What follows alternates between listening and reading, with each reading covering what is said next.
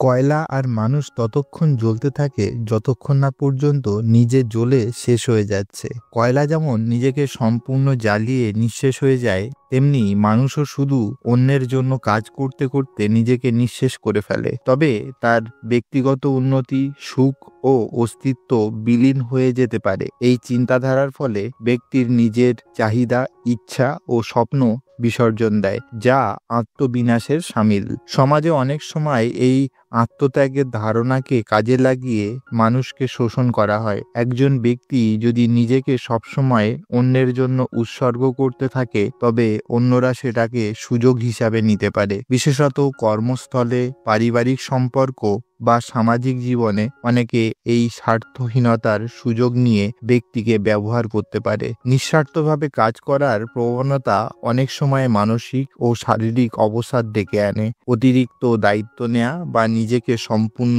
বিলিয়ে দেয়া ব্যক্তির মানসিক শান্তি কেড়ে নিতে পারে, যার ফলে ডিপ্রেশন, হতাশা বা অসন্তুষ্টি জন্ম নিতে পারে। যদি কেউ নিজের অস্তিত্ব ভুলে শুধুই অন্যের কাজ করে, তবে একসময় সে বুঝতে পারে যে তার জন্য কিছুই অবশিষ্ট নেই। এই জীবনধারার ফলে ব্যক্তি তার স্বতন্ত্রতা হারিয়ে ফেলে এবং তার আত্মসম্মানবোধ নষ্ট হয়ে যায়। যদিও আত্মত্যাগ বা পরোপকার মহৎ গুণ, তবে অতিরিক্ত আত্মনিবেদন একসময় ব্যক্তি ও সমাজের জন্য ক্ষতিকর হতে পারে। তাই আত্মত্যাগের পাশাপাশি নিজের সুখ, স্বার্থ ও মানসিক সুস্থতার দিকেও নজর দেওয়া উচিত। জীবন হওয়া উচিত ভারসাম্যপূর্ণ, যেখানে নিজের ও অন্যের কল্যাণ সমানভাবে বজায় থাকে। সম্পূর্ণ ভিডিওটি দেখার জন্য অনেক ধন্যবাদ।